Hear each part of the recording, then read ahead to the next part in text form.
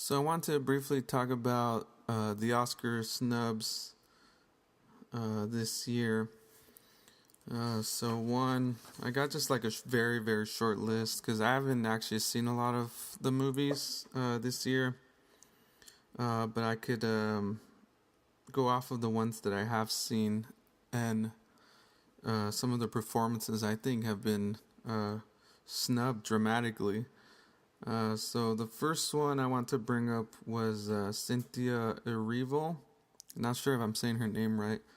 Who was the singer in the movie Bad Times at El Royale, which I think was a phenomenal breakthrough performance. From what I read about her, I mean, her performance was so good that I looked her up immediately and read about her and found out that she was actually a legit actress who has won Tony Award. I think at least one Tony Award. And so she's like a stage actress, so she's the real deal. But her performance in Bad Times at El Royale was phenomenal. I thought it was great. So why wasn't she at least nominated? Because I know she might not be considered the main actress, even though I will make the argument that she could very well be considered a leading actress in that movie.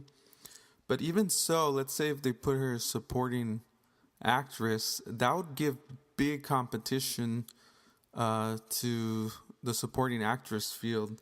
And she would, I think, would be a heavy favorite in my opinion.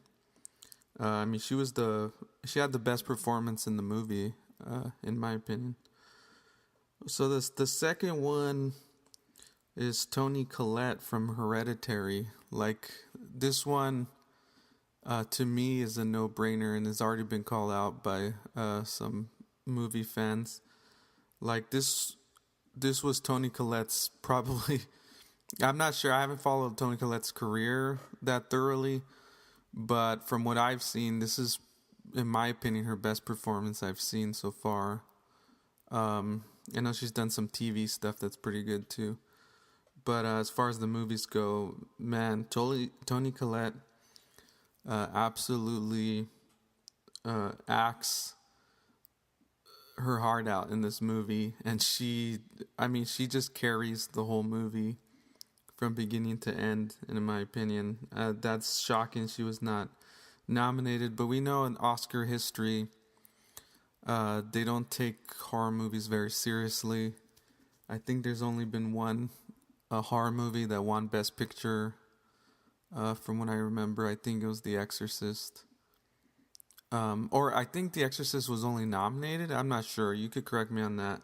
I don't have my facts straight with that one. But I mean, I know The Exorcist was like the most respected horror movie by the Academy, I think, in history. Coincidentally, also, I think not horror, but more suspense side. The Sixth Sense, I think, was highly respected by the Academy, and Toni Collette happens to be in that movie too.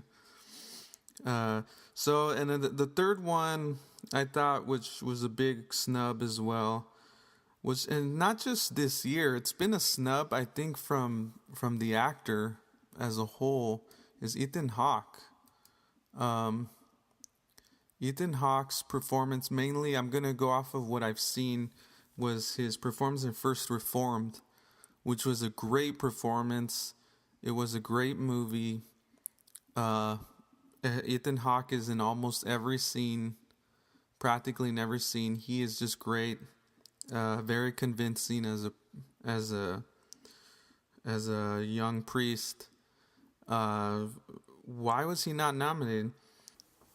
This also brings the question that he was actually, why wasn't he nominated for performance a couple years back as Chet Baker? From what I hear, that according to the critics' response, it was a pretty great performance. It seems that Ethan Hawke has become like a new Leonardo DiCaprio.